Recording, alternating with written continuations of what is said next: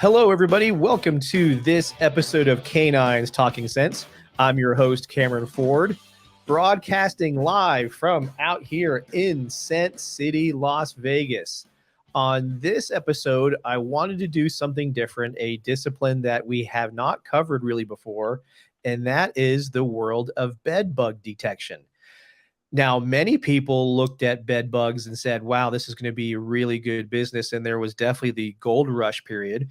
Over the years I've been doing detection, I've seen the bed bug surge. I've seen it drop down quite a bit. COVID was a big hit to the bed bug industry. And after that, we're seeing a resurgence. So I wanted to bring on a friend of mine who does this business, and they actually were even a client of mine through Ford K9. And just getting to know him and what he's done, and through a lot of adversity too. As many of you guys know, we get asked frequently, how do I become a detection dog handler? I don't have military, I don't have law enforcement, and my guest had the exact same background. So Nick Hamer, welcome to the show. Thank you for joining us for this podcast episode. Thanks for having me. Good to talk to you again. So, like I said in the intro here, people are always interested as a business opportunity. If they're not law enforcement, they're not military, but they want to get into the business. Bed bugs had been one of these areas of interest by a lot of people who want to find themselves in a professional dog handler kind of work or job. Tell us how you got there. And I know you kind of have a very interesting story.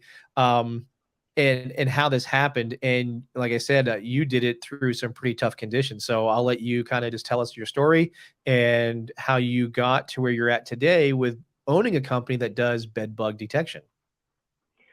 Yeah, I graduated with a degree in criminal justice and I minored in psychology. And the plan the whole time was to go into law enforcement for years from when I switched majors. And my last semester, I did a internship with a local police department here, and I liked it. I had fun. It just wasn't something I wanted to do every day. It was just responding to a lot of mental health emergencies, and it was just something I just couldn't deal with every day. So then I didn't really know what I wanted to do after college, and I took the first job I applied for, and it was like a lawn care salesman. I did that for a little bit, and then after that, I was a loss prevention supervisor at Kohl's department stores. So I was catching people stealing and doing that for a little bit. I just sat in this little closet and watched for theft, and that wasn't worth it because I didn't have anything on me. I couldn't touch them or anything, so the money wasn't worth what I was doing. And then finally, after that, I found something within my what I went to school for, and I was an anti-money laundering analyst at a bank for a while, and it sounds a lot cooler than it actually is. I was in an office environment from 7:30 to 5 or whatever, and I couldn't find any fulfillment in it. It was draining. I was miserable being in an office environment. I didn't care how much it paid or what benefits I had. I couldn't do it anymore. Mhm. So then I made the choice. I was like, well, I'm young enough. I don't have any responsibilities. I want to find something I'm good at, or find something not that I'm good at, but that I'm interested in and I really want to do. And it was always animals. I was even applying at jobs at the Cincinnati Zoo for things I wasn't qualified for because I just wanted to work around animals. I've always loved dogs. And so I was walking my boxer downtown Cincinnati along the river, and like the Julius K9 harnesses that you can buy, you can customize the patches on like Amazon. And I'm from Mhm. somewhere called College Hill. And just to be funny, because he obviously wasn't like any sort of working dog or anything, I just put College Hill K9 on his little patch. And someone stopped me and asked if I trained dogs, and I said no. But something clicked. I was like, why don't I do that? Like, I don't have to have a zoology degree to do something with dogs. And so Mhm. a friend of mine was working at a prosthetic implant manufacturer and distributor. So I was like, I'll just work there until something with the dogs works out. So I started working there. I volunteered at a no-kill animal shelter for 4 years, and I was working in an eye care program that worked with dogs with bite history, and we would train through any behavioral issues they had to make them more adoptable. And so I did that, and then I interned with a ring sport trainer, did the decoying stuff for a few times, and saw how he did board and trains. But I still needed something that was lucrative enough to do and make a living off of, but working with dogs. And I didn't want to train dogs just because I wanted that relationship of me and my dog doing something together and being like a team. And I messaged Eric Stambro because I was always listening to the podcast, and I asked him, and that's how I found out about you too. And I was like, what can I do as a civilian that I can make money off of? Because I'm not going to do the explosive contracts get gobbled up by the bigger companies and whatnot. And he said, do bed bugs. He said there's a ton of money involved if you can get in and do it. So I ran with it. I emailed a company that sells them. They told me how much the dogs were, and I was like, well, forget that. So I kind of put that on the back burner, and then I was on Indeed every day looking for someone hiring something dog related, and a guy a couple hours away was hiring a bed bug handler. I couldn't believe it. I emailed him 100 times. I was applying through Indeed. I already knew the vendor where I was getting the dogs from. I already talked to him, and so I interviewed with him. He hired me, sent me to Florida to get the dog I was working, and then I did that for a couple years, and then COVID hit, and he already owned a successful company doing cabin rentals, and when everyone wanted to be outside when COVID hit. So that was taking off big time. And so he was like, do you want to buy the bed bug business from me? And that's how I got here. So you ended up getting a bed bug business in the middle of COVID when it was way more difficult. You took on a dog that was that you handled, but then also an additional dog. So you guys had 2 dogs at that time. And you did this without that prior military or law enforcement experience. So that says a lot, because it's not easy to get into, as many have tried, into being a professional detection dog handler. There's limited opportunities. Like you said, the choices are be a contract bomb dog handler. Well, those, now there's no really wars going on. That's dried up tremendously. There's, stuff here stateside. There's various contracts for stadiums and sporting events. And now there's an uptick in, companies. I don't know how many schools are going to take them up on it, but companies offering these firearm detection dogs to go search schools. But bed bugs has been around for a while, so it's established, and it's also kind of thrown in with, I know, the termite detection dog world. So it sounded like, as you built this, there also is a little bit of networking aspect that makes it successful, because it's not just everywhere. Not every place wants, dogs, or will even address a bed bug problem. And there's other ways to deal with it too. Some just take a proactive stance and just do, remediation of areas, or just automatically treat areas, just to be preventative on it.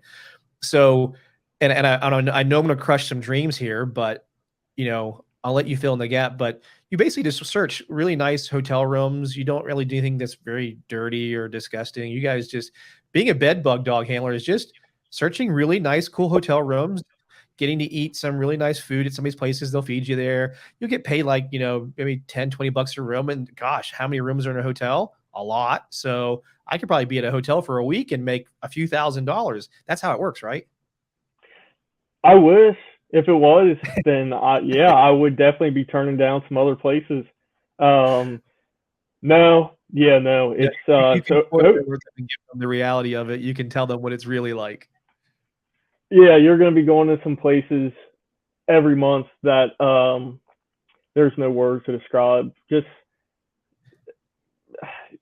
so there's one that I do every month. It's a string of apartments a couple hours away, and every time a new tenant moves out, I come in and clear it before someone else comes in, so they can't say this apartment gave me bed bugs. And a lot of times it's low income housing, so a lot of times they'll leave a ton of stuff behind. There's no telling on what's on the floor, what the dog can ingest through their nose or their mouth. It's it's rough. I will do some nicer companies. There's definitely some larger companies that we go in and someone complains of seeing a bug or two, and we'll go do those. We've done military bases that weren't too bad. But the reality is most of the places you go are going to be pretty gross. Not that you're going to be seeing bugs everywhere, because there's no reason for us to be there if there's going to be bugs everywhere. But it's just people who people just don't care. I mean, some people just live. Behind. Yeah. Yeah, some people just live in squalor and they don't care, and they bounce from place to place and they'll leave everything behind. And I can't tell you the stuff that I've seen on the floor, blood, probably every every fluid you could think of. It's just so when we get home, I let her in the back. I don't bring her in the house because she lives in my house. She lives like a normal dog. She's not going to get up on my bed in my pillow with those paws that were just in God knows what. So I have a routine when I get home, what I do with her. And the reality is it's not going to be, if I could pick a different scent work discipline of what I was finding when I really wanted to work with dogs, I obviously would have. But I got stuck with bed bugs. Yeah, you got to go where the work is at. And the reality that bed bug handlers face is you do a lot of these long-term stay hotels. You do these, like you said, low cost apartment complexes.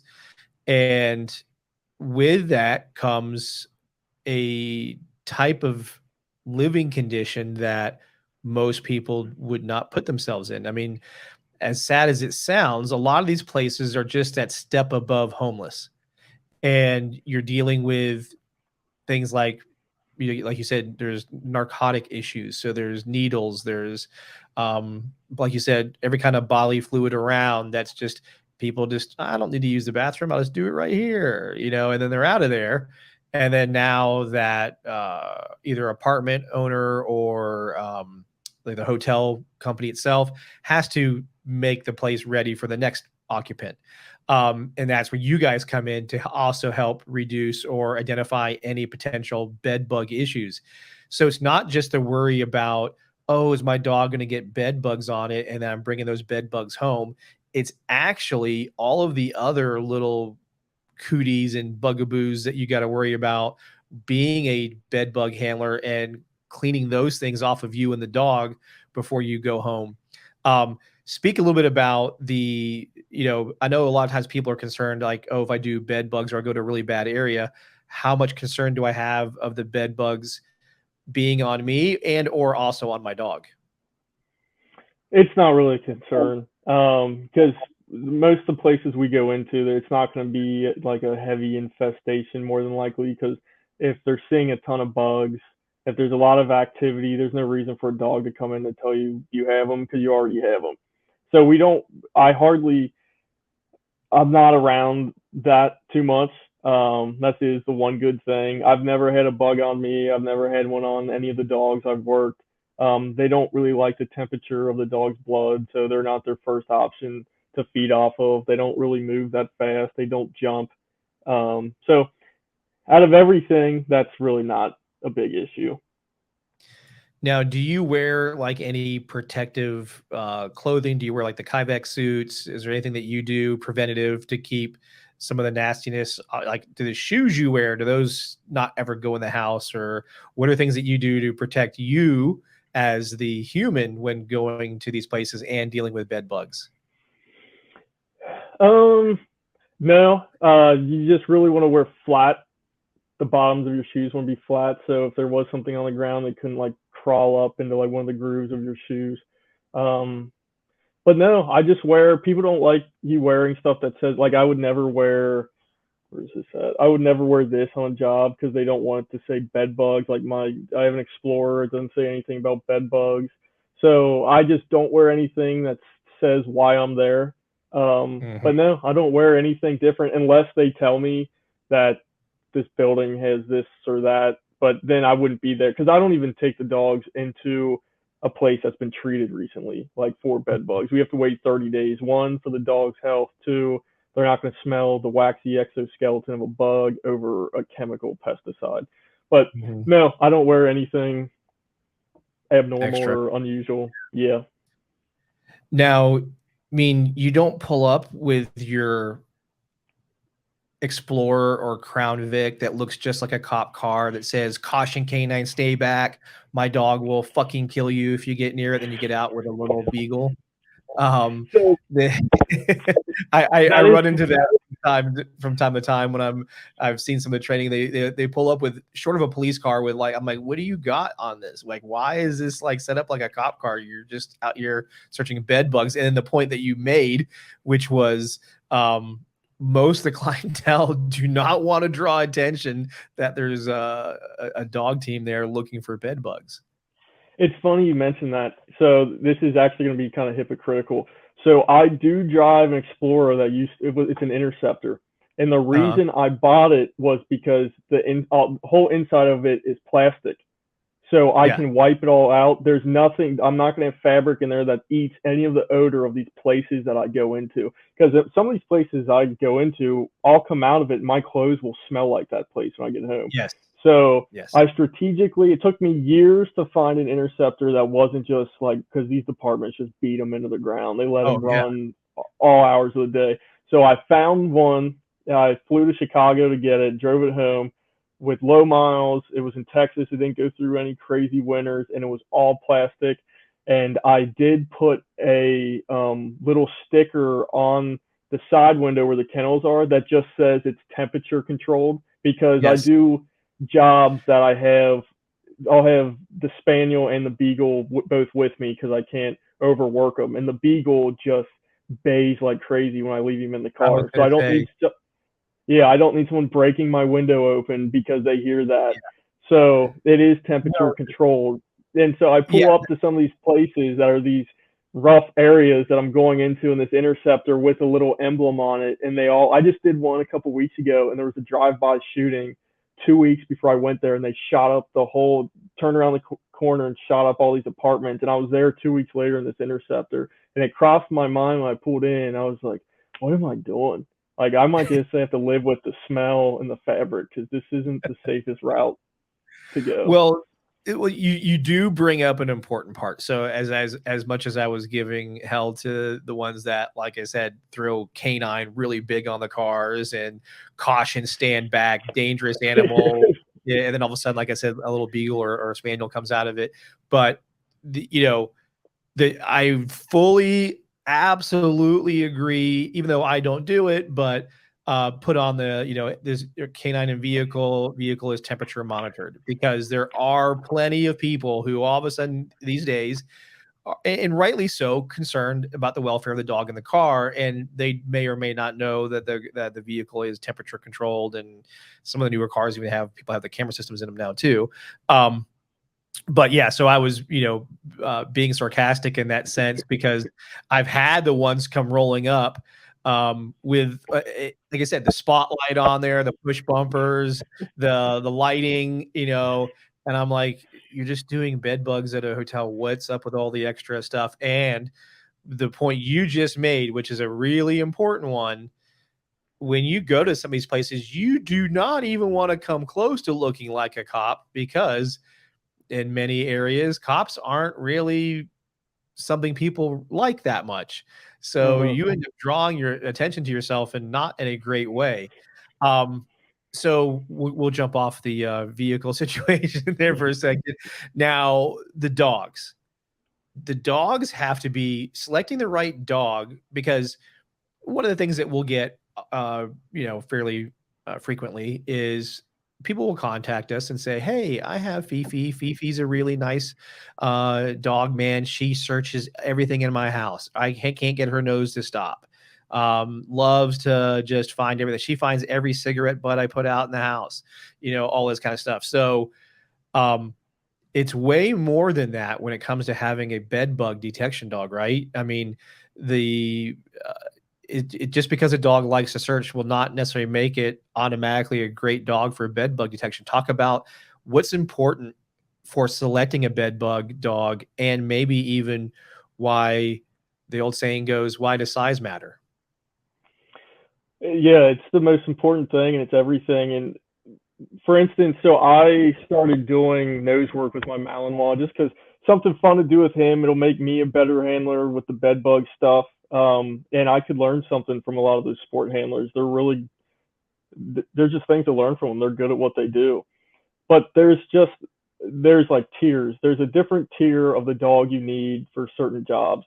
And bed bug dogs don't get enough credit at all for what they're doing. And actually, if you think about all the different canine detection disciplines, so if you think about law enforcement, explosive dogs that are getting contracted out, bed bugs, conservation dogs might be up there as well because some of those contracts are pretty heavy with how much the dogs are working, but it's not necessarily year round.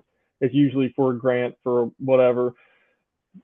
Bed bug dogs, other than dogs that are getting contracted out at airports who are sniffing checked luggage all day, I can't think of another discipline of how many hours a week, a month are on their nose. So the amount of hours they're working is crazy. You have to load management them, and it's just a different dog that you need for this job. One, environmentally stable. They have to be the right size. We do senior living centers, just residentials where people are bedridden. I can't bring in my Malinois in these places and him because he's all. I mean, you know. So if someone's squirming on the bed, making noises, or they hear like the machines that help them breathe, just anything, they can't be jumping up on the bed. Another thing is they don't want it to be a spectacle. So they don't want to see a big shepherd of some sort walking into a senior living center or a business or a residential. They just don't, even though they could probably excel at the job, they don't want it to be a big scene. That's why another reason Beagles were a really big movement when it came to bed bugs. So the compact dogs work better. They can get behind things. If you do get them up on a bed that someone's not in, it's not as intrusive and it's not as crazy and it doesn't look as chaotic. It's just people are less uneasy around a smaller dog. And just what the dogs have to do in general, I mean, most of the jobs I'm driving hours to do. So I'm sticking her in a crate, driving 2 hours, getting her right out of the car, I'm breaking her, and then I'm taking her into a place that environmentally she could be exposed to food on the ground, animals that just, if they had cats, that the cats were peeing all over the place. There was people who had 4-H animals in their house, and or if I'm taking them into even just like a warehouse, there's skids going on behind her, there's pallets being dropped.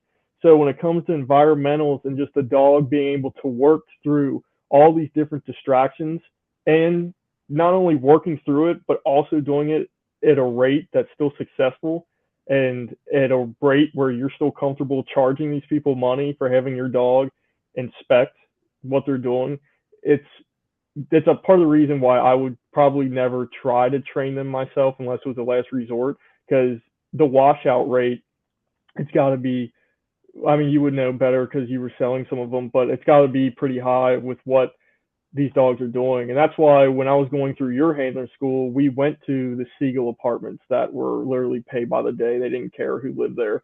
We went to warehouses because those are the realistic environments that the dogs are going to be in.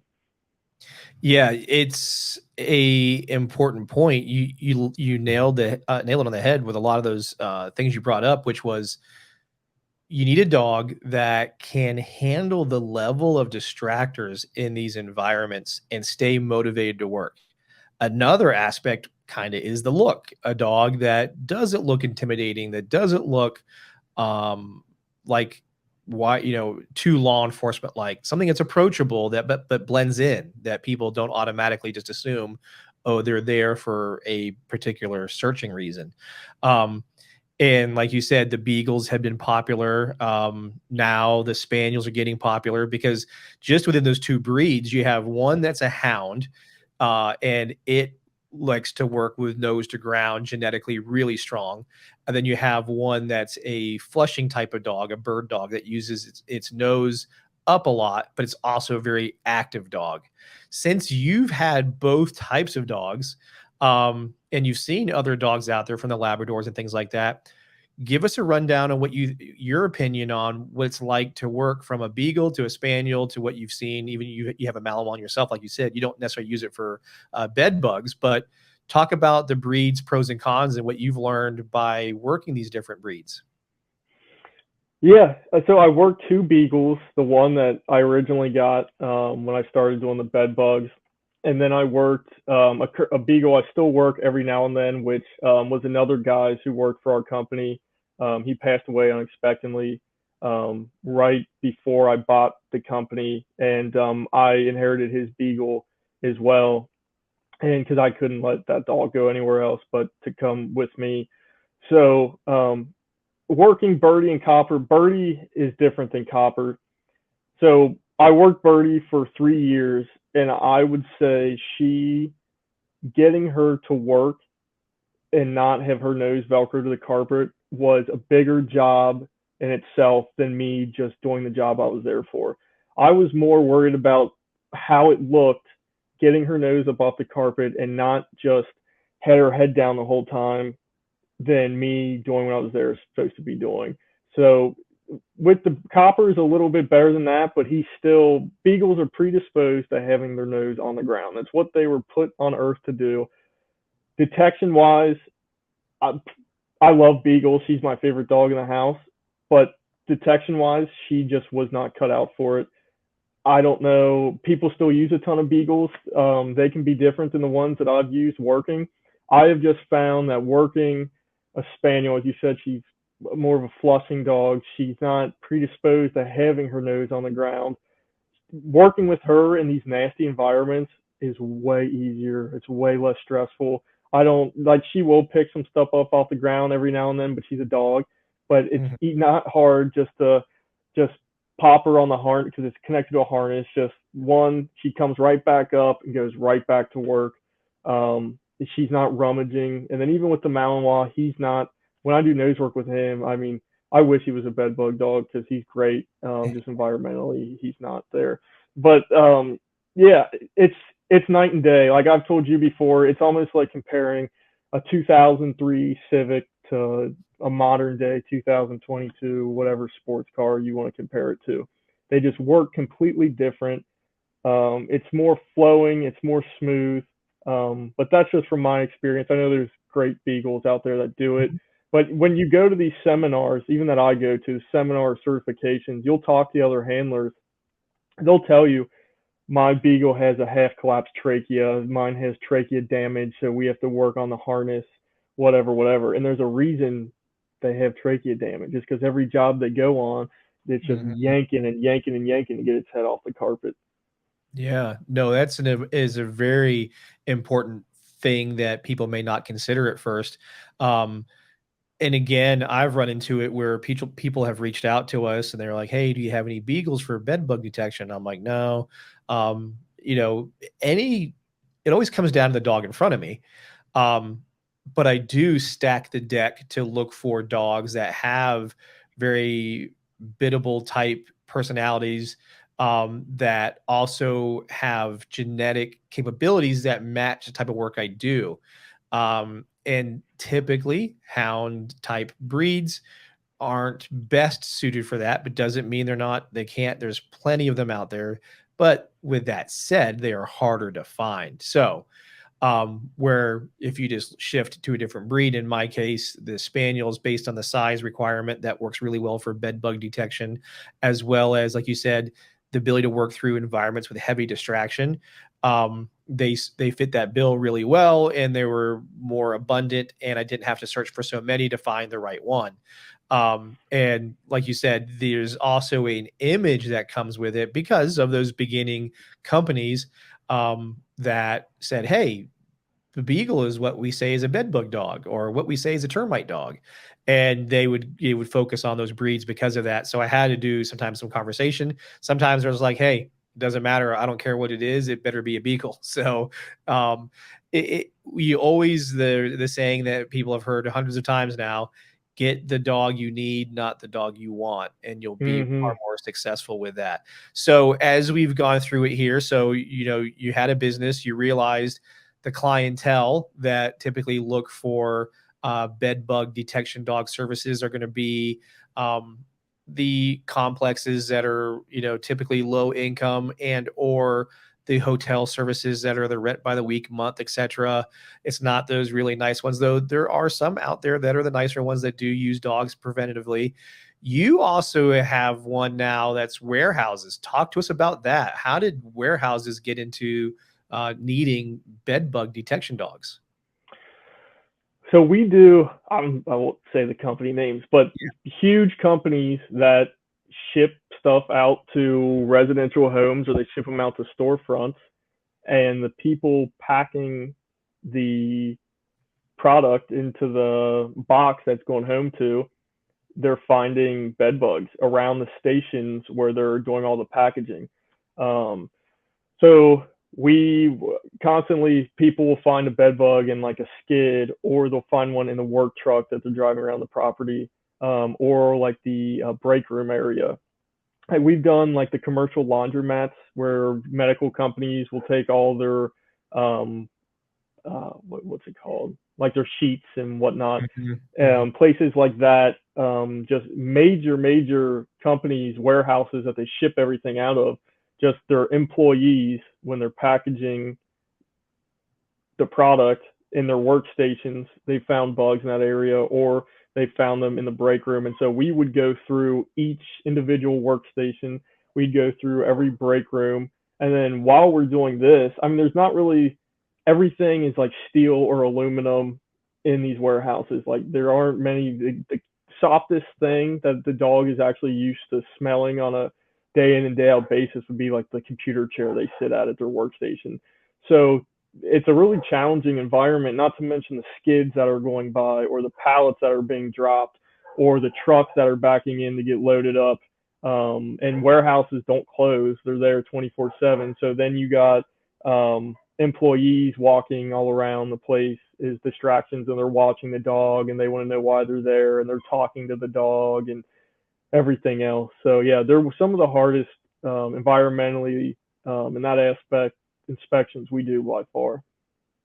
Yeah, it's interesting to think about that the employees are bringing in the bugs and then transferring those bugs over to whatever they're loading, and then next thing you know, the bugs at your house and you don't even know it. So Yeah. very interesting concept, and good on the companies that are taking a preventative measure to do that, to mitigate that risk, which is a new business development aspect for those that are in the bed bug dog world. It's not just hotels and apartments and things like that. It's potentially now warehouses, shipping places, maybe even some I would imagine furniture type places would be interested in the use of bed bug detection dogs. So now looping it into, so we talked about the right kind of dog, we talked about the types of places you work into. How do you go about, if you decide you're going to get into this now, how do you get these clients? What are the things that have been successful in obtaining the clients for this type of work? That's the hardest part in general. It's the best way to do it by far is to prove yourself to a pest control company by through demonstrations, because your dog is going to speak for itself. Your maintenance training, the stuff you do is going to speak for itself. It's hard to fake being good at this job, because if you're leaving bugs behind at a residential, if you're leaving bugs behind in a commercial job, you're going to know, and it's going to get out. The pest control company's not going to use you anymore. That person can easily leave a review. I mean, we're called bed bug inspector, but yet we're leaving bugs in your house, and that's the only thing we do. We're not a pest control company. The only thing I do is to get this dog to find these bugs. And if I can't do that one thing I'm there to do, that's bad. And you're not going to be doing the job for very long. And it's just not many people know that this is even a thing, unless you're in the dog world and you've heard of it, or if you've seen an advertisement somewhere. Like I was just down at the Cincinnati Home and Garden Show at a huge convention center in the middle of the city. And unless I had the dog out with me, like having her do demonstrations or having her on my lap in the chair, no one would even come up to the booth and talk, because it's just a bad look walking up to a booth that says bedbug inspector and you're there. It's just not, it's just something people don't want to do. People don't want to talk about it.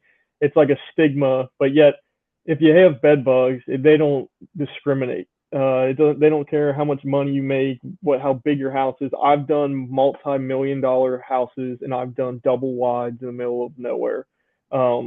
Bed bugs don't care. All you gotta do is sit one place that had one. That one just needs to crawl on you somewhere, and then a female bed bug can lay eggs asexually after she's done it once, whenever she wants. So advertising for this is the hardest thing in general. The best way to do it is just reaching out to pest control companies saying, I don't do treatment, so it's not a conflict of interest. Just watch my dog work. I'll let you put the hides out. It'll be a blind hide, and I'll show you that she can get to odor. Yeah. It's, that, like you said, there's that stigma, people don't want to admit that maybe they have or need a bed bug service. So it's not like you can, it's just not as easy to market like you brought up. There's, like you said, the networking factor is the more important one, reaching out to those pest control companies who are already getting the calls, being a resource for those types of entities. So that way, when they have the need, they know who you are. And hopefully, again, depending on the size that you are as a company, for you, you have multiple dogs now. Depends how much you can handle. And I know you even looked at adding, handlers here and there, depending, or subbing out to handlers. Is that correct? Is that some things you've done in the past? Oh yeah. I've contracted out work to other handlers. Recently with inflation and high prices, that's been a problem, because some companies now have raised their prices, and it's like, well, if you're charging this and I'm only charging this, then there isn't much for me at the end of it. So that's been getting more tricky too. But yeah, I've contracted out work, definitely. So another thing that we can talk about is the training of bed bugs or bed bug detection. A lot of people assume that you have to cover your body with the bed bugs and they feed off of you, and that's how you have to maintain the dogs. Obviously, we know that's not the case. Talk about some of the intricacies of training bed bug detection dogs and what the truth is about covering your body and having to feed always bed bugs to keep them alive so you can keep training on them. And then maybe even talk about lessons learned on things that are not live bugs or other products that are out there to use instead of bugs, and whether that's successful or not. Yeah, so I do not let the bugs feed off of me. Now, but there are companies, or there are people I know that do this job, that have their own bed bug hordes, and they feed them right off their arms. They'll just turn the vial over and they'll let them feed off of them. It's making me itch even talking about it. I do not do that. Once some of the bugs, I'll use some dead bugs to proof off of, because I can't, there's no point in having the dogs find dead bugs. So when all the bugs die in the vial, I just order a new vial and start over. Those bugs never come out of here. I have one right here. The bugs never come out of this vial. Nice. These are dead. But yeah, some people just turn their thing over and just let them feed off of them. I don't do that. So yeah, that's another thing. It's hard to find training places, because not every place is going to let you shove vials of bed bugs in places. Like if I owned a company and someone came up to me and was like, "Hey, can I train here? Training bed bug dogs. We use real bugs." A lot of times they're going to say no. So the cool thing that came out somewhat recently is the Gentex tubes. And those tubes that we use, they send them to you through K9, I think, or is it Precision Explosives? Precision. Yeah. So Precision will send them out already with the bed bug odor on them. So when I saw it first come out, I was like, okay, let's see what this actually is. So there's been pseudo odor in the past, and so I ordered it. I put it out, and I was with Copper at the time. It was before I got Pixel, and Copper hit on it immediately. I bring it on a ton of jobs. I don't use it. I use the actual bugs way more. But like when I go, if I do a big commercial job, and it's going to take say 2 hours to do, if me and Pixel are doing a job and she doesn't have an alert in 30 minutes, she's going to be like, what am I doing? So I'll shove the little tube in a little crack somewhere, and I'll let her hit it.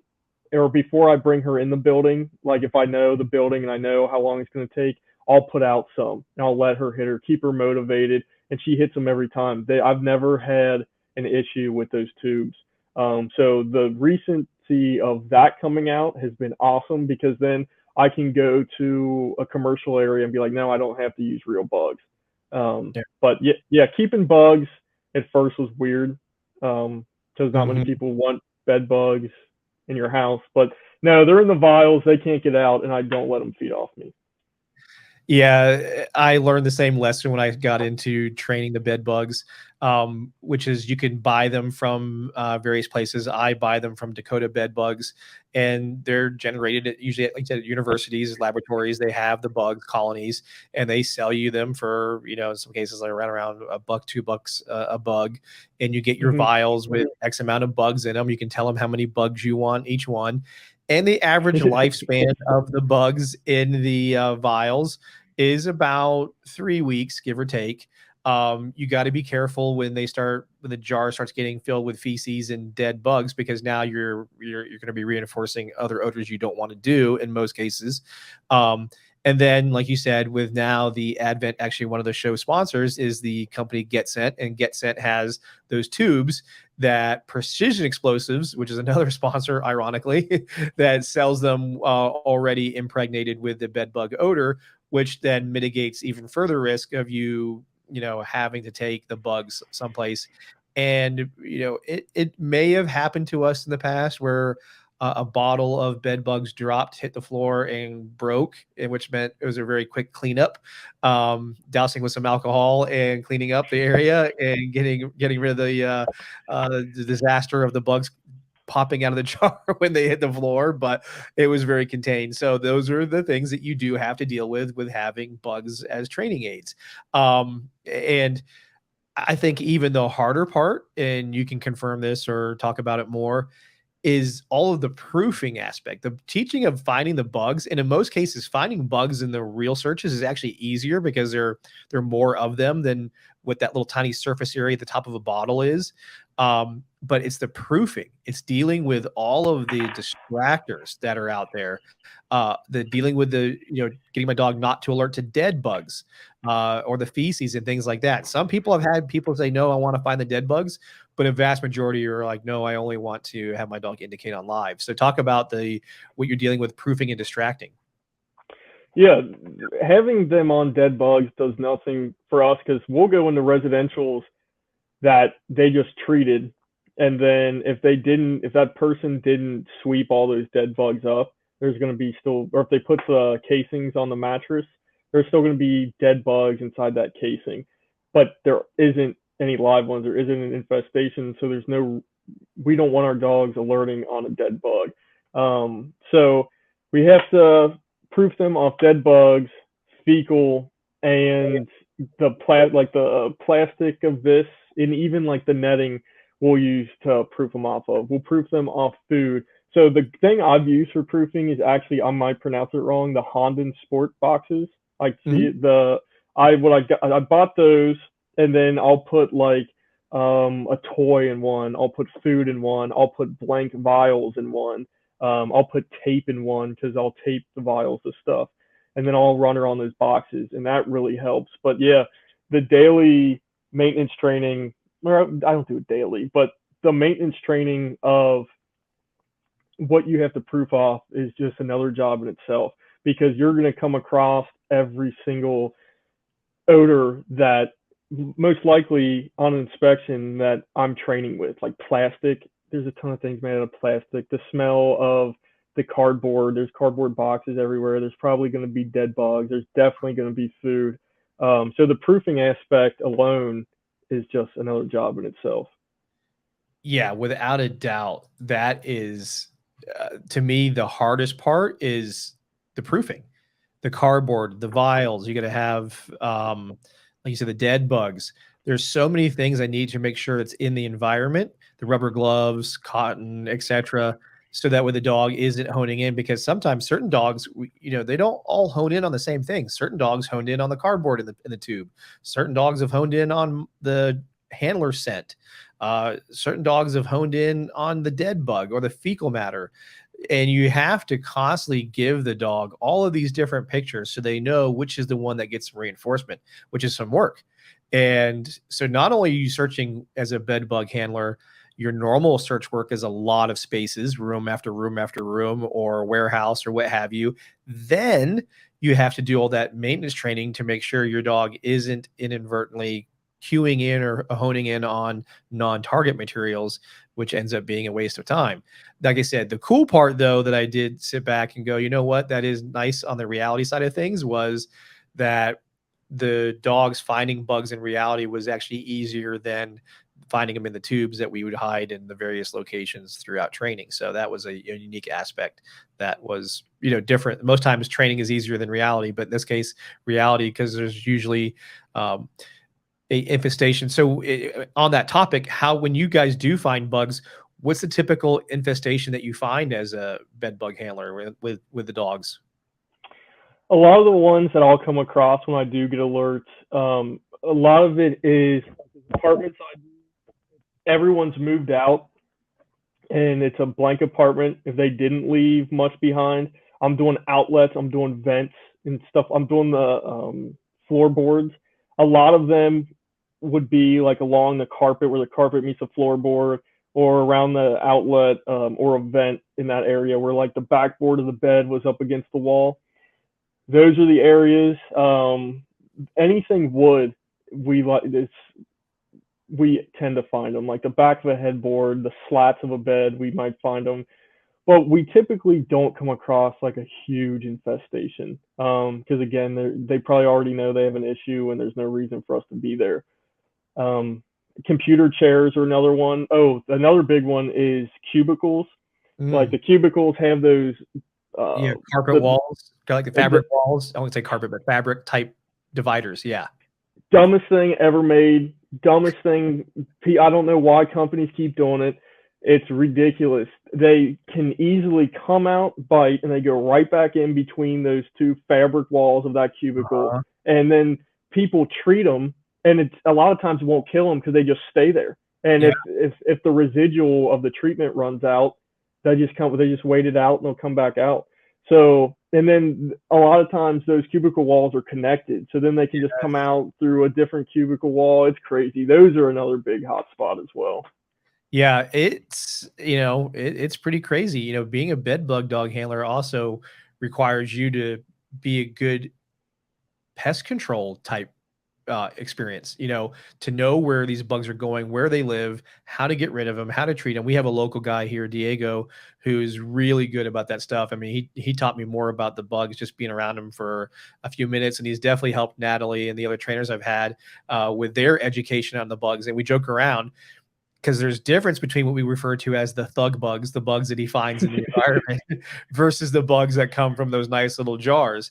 And the thug bugs that had to work for a living and had to like feed off of people or whatever they could find actually smell differently than the bugs in the vial. Have you seen something like that too? Yeah, the purebred bugs. Yes. So yeah, Diego's the man. I remember in the handler course, he brought in some of the thug bugs, and we were training with those as well. And I think we came across some bugs in some of the places we went and trained, and all the dogs were hitting on it. No, I haven't worked too much with wild bed bugs that didn't come from the guy who breeds them. I need to talk to Diego, or I can talk to pest control guys here. and Yeah. see if they can sling me some. But no, because I just don't like I'd never have wanted to put some in vials myself. I don't want to. When it comes to that stuff, it's like I'll find them with the dog. I'll have them here. I'll use them as training aids. I know about them, but when it comes to like contacting them, I try not to do it. But yeah, it's something I should definitely might do soon and see if there's any difference in how Pixel or Copper react to it too. Yeah, it's interesting. I'm lucky enough because Diego likes capturing those bucks and saving those, and then he'll bring them over to us to use. So we can of course get these dogs that we do train ready for the real world and dealing with, like you said, the our purebred versus our thug buck. It was interesting though. It goes to show you that you have to take into considerations um, what we think versus what we know. You know, we think that if I train on a bug in this condition, they'll automatically find bugs there. Yeah, maybe, maybe not, because there is a difference. So before I let you go, what's some advice that you would give if someone says, "Hey, I want to get into bed bugs. I want to be bed bug detection dog handler, or I want to go maybe work for a company like yourself." What's advice you'd give somebody that wants to get into this field? I see I see the question all the time on different people's social media, if like a trainer or a handler is doing a Q&A that's in like an interesting field like conservation or something, which is really cool. I see all the time people are asking, as a civilian, what can I do to make money being a handler? And that's what I was trying to figure out for years. Um, it's you might not want to be working with exactly what your target odor is going to be. Like I would prefer not to be looking for bed bugs, but you just got to follow that's the most realistic in what if the money's going to be there. You just have to love it because you got to love working with. You have to love everything that goes into with the dog itself and the whole process. Because now I'm up to 4 dogs living at my house, and that's a job in itself. Mm-hmm. The maintenance training, the expenses of vet care, food, everything. So you have to love the whole process. You have to be willing to drive 2 hours up to another city to only do a job that's going to pay like $250 and drive all the way home, and half that money is probably going to go to gas. It's just you really have to be motivated to not like for me. I wanted to be motivated not to go back to an office environment. So I didn't care what it took. As long as I was making enough money to keep me out of an office and to keep working with a dog, I didn't care. I would do any job. It didn't matter where it was. If they were paying, I was going to come do it. Not to be afraid to ask people who are already successful at it questions. When I first wanted to start getting into handling, I was so annoying messaging people. I mean, I've probably messaged you a ton of times about different ideas I was working on. I know I was messaging Eric and just different people that were already doing something that I wanted to do or I wanted to get into, and how they're doing it. I was obnoxious, but I didn't care. I mean, I have nothing to lose other than them not responding. There's a ton to learn from people who are already figured out a way to do it and to make it lucrative. Yeah, you just got to make it a lifestyle. Having 4 dogs isn't easy, especially Pixel is not. When I had Pixel at the hotel in Vegas, she was Uh-huh. like she behaved herself. She would sleep whenever I was relaxing. Then she gets here and she gets comfortable and she's more active than my Malinois, and it's between those two, it's nuts. But yeah, you just gotta love it, and if you love it and if you're fulfilled, then everything else should make it easy. See, I planned that perfectly. So she lived in chaos here with all the other dogs. So when she was with you for a couple of weeks going through training, it was like luxury life for her. So she was perfect. I do this with all the dogs I sell. And then people are like, "Oh, they're so awesome." And then they get home, they're like, "This thing is nuts." And I'm like, "I have no idea what you're talking about. That dog was a dream." She is nuts. She's got more energy than, like I said, my mouse. She just well, I took her swimming recently, and she was swimming in probably an acre pond, and she would swim all the way out to half of it. She's jumping off the dock. and then she'll sleep the hour drive home. She'll sleep. She gets back home and she's Battery back. recharged. It's ridiculous. She wears me out. I'll take it like this upcoming week. We have 3 days of inspections, all 2 hours away. It's 4 buildings per campus. She does all of them 3 days in a row. By Friday, she'll be right back. There's just no tiring out. There's no off switch ever unless she has something in her mouth. Golly. But the good thing is she is, I hate to say perfect, and I'm not trying to blow smoke up your ass, but she is, she. No, I mean, you reached out to me and you said, hey, I want a female Springer Spaniel or Spaniel. And I'm looking at some different adults and I wasn't finding anything that was what I was looking for you. And then I was like, hey, I am getting 4 puppies from a friend of mine. There's a female in that group. And what was crazy was at first I gave her back because I was like, I'm just going to do 2 dogs. So we looked at 2. She was one of the 2, but I liked one of the other ones was another male. So I said, okay, we're going to keep Chip and Rip. And then me and you spoke again. You're like, no, a puppy's okay. I'll do a puppy. I'll wait. And man, that paid off because I went back like a week later, got her and brought her here. And then we raised her for a while. And, Annie loved raising her. That was her baby girl. I'm sure she still likes and watches everything you guys do. But that was a huge plus. And that's one of the things I love doing is these raising of dogs from a puppy. And then they get a job with somebody like you or agencies who we put them with. It's just a big difference being able to raise a dog from zero and then knowing what I'm raising it for, the type of work I'm going to raise it for. And that for you paid off because she's a little machine when it comes to working and all that energy, like you just mentioned, is really valuable when you get to search all those rooms where other dogs, peter out way faster. They don't have that intensity and that level of work ethic to go those long distances and, do it over and over and over again, and then quickly sleep for an hour, recharge and ready to go again. And you're like, no, we're done. But I think what a lot of these vendors forget sometimes is that these dogs, unless it's a law enforcement and the dog has to stay outside or whatever, most of the time these dogs are going to be living with you. And them in a kennel environment and then moving into a house can be chaos and it can go poorly and that'll affect the working relationship. I remember I was listening to you one time. It was, I forget who you had on, but you were like, if you can't treat the dog like a normal dog without it affecting its job, then it's probably not the right dog for the job. And just being, like you said, being raised in that, well, there is some stipulations. Like I'm not going to let her have a toy all day and kill that drive, whatever. But just living with the dog, raising it as a puppy versus being in a kennel whenever it's not working, it's night and day.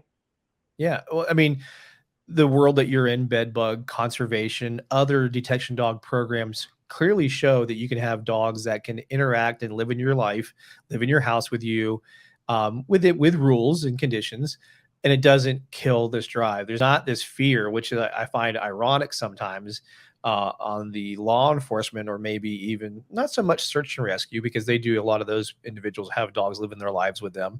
But there is this fear that gets passed around that, oh, if the dog lives in your house with you, it'll automatically turn into this mush dog that won't work. That's not the case. Most times the true matter is, I don't want the dog living in the house with me because it's going to tear up the house. It doesn't know how to behave in my house and I can't live with it that way. But there's, a little bit of myth busting is you don't have to fear the dog. If you've selected the right dog, you don't have to fear the dog living in your house and spending time with you, that it's going to kill this dog's motivation or drive because now it gets lazy affection, as they refer to it as. No, the dog's solid. The dog's solid. There's going to be exceptions no matter what we do. We can always pick outlying regions and say, oh, this is what the problem was. Where in general, having a balanced approach to the dog being with me, living with me, and also having time where, it can be sleeping in its crate or doing something away from me is also valuable. It doesn't have to be all the way this side or all the way the other side. You got to know your dog in front of you. So thank you very much for spending the time to to talk to everybody about bed bug detection. How do people that, if they want to learn or someone wants to hire you, how do we find Nick and his company? My website is K9, letter K, number 9, BBI.com for bedbug inspector, BBI.com.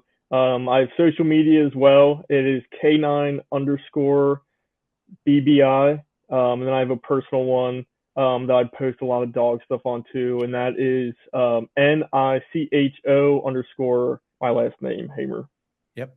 And I will share those. They will be in the video here, and then they'll be in the comments on the show notes for those that are listening to the podcast. Again, thank you so much for being on here. I got to give you the typical show round of applause. There we go. I appreciate Everybody it. Gets a kick out of that one. Yeah. But for all the listeners out there, thank you for tuning into this episode of K9s Talking Sense, where it's okay to be nosy.